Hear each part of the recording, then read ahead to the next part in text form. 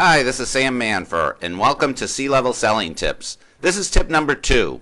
You go in, the prospect seemed interested, but all of a sudden the sale stalls. Nothing happens. So let's talk about the sales cycle. Sales begin anywhere you get your foot in the door. I've got a lot of ways to help you do this, but we'll talk about that in another session. Sales end when the leader says yes. If you don't think that's the case, then you really have to start listening to more of the things that I have to say. This is where the sale ends. Believe it or not, the leaders do get involved. Now, all the stuff in between is up to you. You have to do a lot of due diligence with admins, purchasing agents, subordinates, quoting, pricing, negotiating, and all that stuff. And this part is pretty much up to you, depending on some of the things you do, which we'll talk about here. So let's talk about shortening the sales cycle. Here's what a sales cycle is by my definition: the time it takes to win over the leaders, and because that's when it ends. So here's what you should always be doing: focusing on getting to the leaders. Now, lower level people, although very necessary for your success, will try to keep you at bay for a lot of personal reasons, which we'll talk about, in which I call buying triggers. Lower level people have a lot of issues before they're going to run it up the flagpole and win you until you can win them over. Now, once you win them over, then they will help you, but it's a hard process. So what you have to do also is get to others. You have to get up and out. And I'll talk about this a lot in my selling tips. You need to build a base of people, other ports of entry is what I call it. People that aren't directly in line with the purchase, so that you can get more information. You get other places so that you can get to these leaders when the direct subordinate keeps you out. Now, the leader is where the deal comes to a head. You've got to believe this. You've always got to be thinking about this, no matter what the subordinates and the admins say. So what the leaders will tell you, and this will help you shorten your sales cycle, whether or not there will ever be a sale. A lot of times there's not going to be a sale. The subordinate's just dragging you along and leading you on and things like that.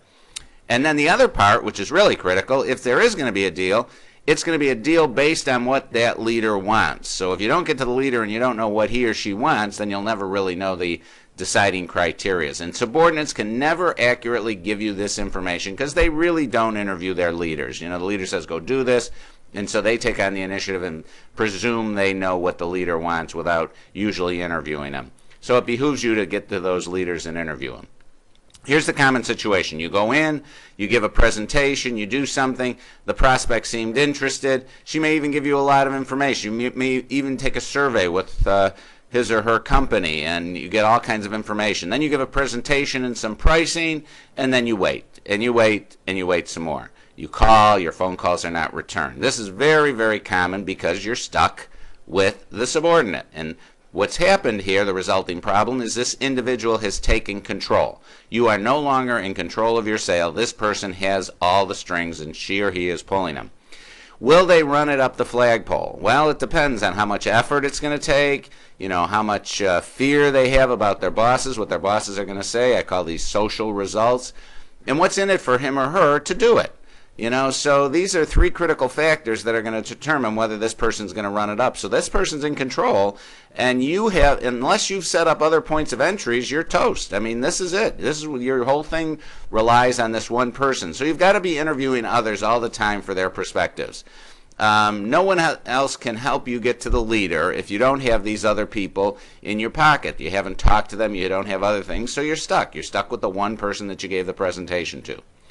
And all you have, if you've only stuck with this one person, is that person's perspective, and it's usually not enough to win over the leaders. You need to get to the leader's staff and to the leader person, him or herself also. So let me ask you a couple questions here, and then we'll close this out, and you can determine how well you do.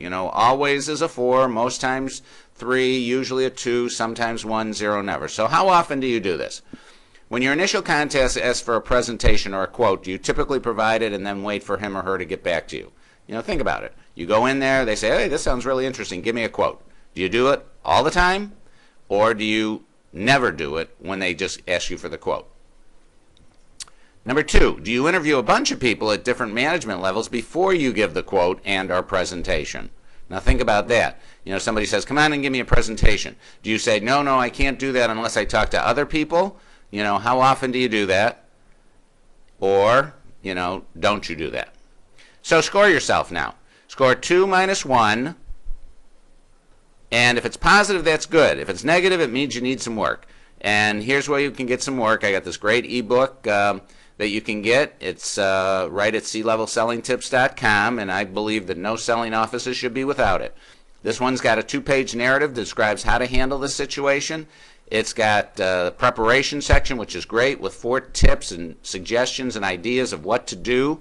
And then the beauty part of it is the taking it to the street. Here we give you 2 ways to make you feel comfortable so that you can feel at ease putting these actions into work. A lot of people get suggestions and ideas and they never take it to the street. So taking it to the streets here will help you make it happen. Okay? clevelsellingtips.com.